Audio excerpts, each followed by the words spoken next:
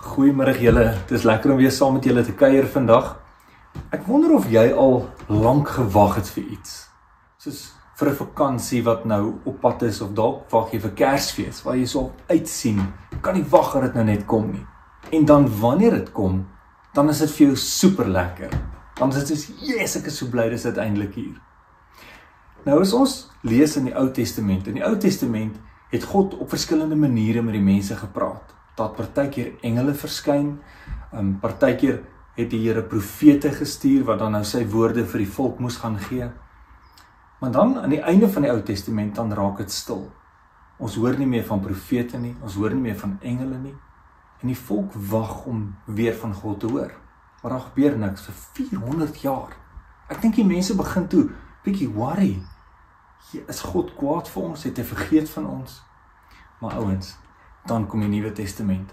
En wanneer die Nuwe Testament kom, dan is daar ongelooflik baie aksie. Want dan verskyn die engel meer as een keer aan verskillende mense. En dis asof God wil sê, hier kom iets groot.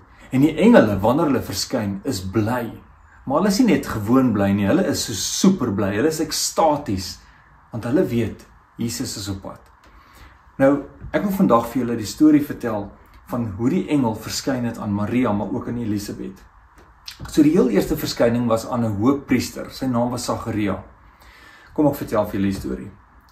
Terwyl Sagaria diens doen in die tempel, staan daar ewe skielik 'n engel in wit, helder klere langs hom.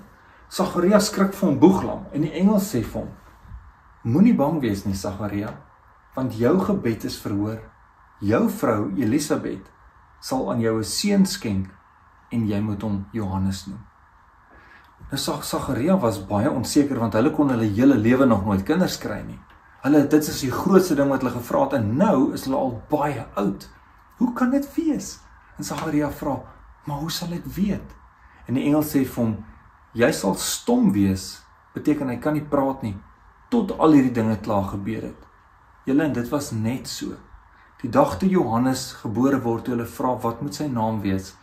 Toe hy Johannes neerskryf, toe kan hy dit sê, toe begin hy weer praat.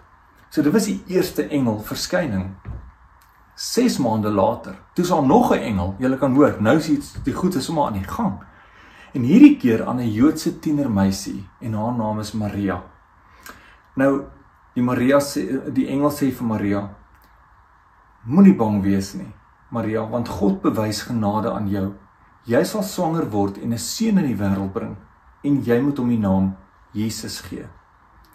Hier's 2 stories waar dit onmoontlik lyk. Ek meen, Maria is nog nie eens getroud nie, hoe kan sy 'n babietjie? Elisabeth is al so oud, hoe kan sy 'n babietjie? Maar dinge lyk vir God anders. Ek wil vir julle iets wys, wat dalk partykeer kyk ons op 'n manier dat 'n ding onmoontlik lyk, maar dan is dit moontlik, want God kyk anders. Kom ek wys vir julle. So as mense gewone papier in die helfte vou, dan kry jy hierdie kleiner enetjie.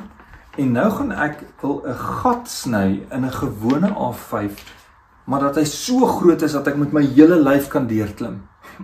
Dink julle dis moontlik? Kom ons probeer. So ek gaan nou hier op die randjie probeer sny, sodat ek die grootste moontlike gat kan kry uit hierdie papier wat ek kan kry. Kom ons kyk. As sy aan die binnekant neersit, en dan wil ek kyk. OK. Ek kon dalk nog 'n klein bietjie groter gegaan het, wat dink julle? Maar kom ons kyk of ek kan deurpas. Ek is nie seker nie hoor. My lyf is al bitter groot. Wel, hierdie gaan nie werk. Ek moet met my kop begin, dis seker die triek. Nee, julle kan saam met my stem. Dit gaan nooit werk nie. Nee, dis onmoontlik. Maar kom ek wys vir julle. As ons anders kyk, dan is dit dalk moontlik. Kom kyk saam met my.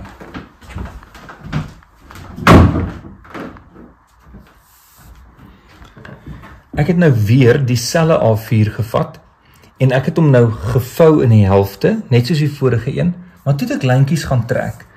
En ek het eers van die voukant af, hier waar hy gevou is, sien, het ek lyntjies binne toe getrek, maar nie deur nie, ek stop hom elke keer, en toe het ek tussen daai lyntjies van die ander kant daar weer lyntjies getrek, maar ook nie deur nie, ek stop hulle. En toe het ek nou so op al die lyntjies gaan knip, ek het nog 2 kies oor, wys vir julle, ek knip net mooi op daai lyntjies, maar hy gaan nie deur nie, stop daar, gaan nie deur nie, stop daar. Nou is dit belangrik, die eerste en die laaste ene moet ek uithou. Ek moet hulle nie sny nie, maar al die ander moet ek nou deursny.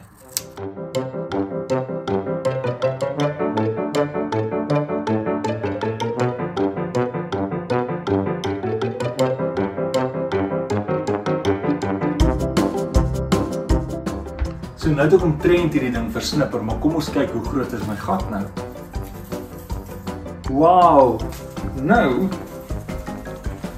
klim ek sommer maklik deur.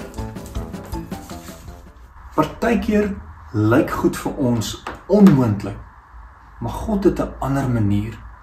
Hierdie is sommer net 'n slim manier hoe jy papier kan knip, dit is nie regtig onmoontlik nie. Maar God kan goeders doen wat ons net nie kan sien nie. Ons soek op 'n sekere manier 'n antwoord, maar ons kan eenvoudig net nie sien hoe hy dit oplos nie. En ek wil vir julle 'n gebed doen, dat ons kan leer om die Here te vertrou, vir wanneer iets vir ons dalk onmoontlik lyk, dat hy sê, maar ek het 'n ander manier. Kom ons maak ons oë toe en dan bid ons saam. Jesus, partykeer kan ek nie sien hoe om iets reg te maak waar ek verkeerd was nie. Help my onthou dat vir U niks onmoontlik is nie. Help my om net soos Maria U te vertrou. Amen.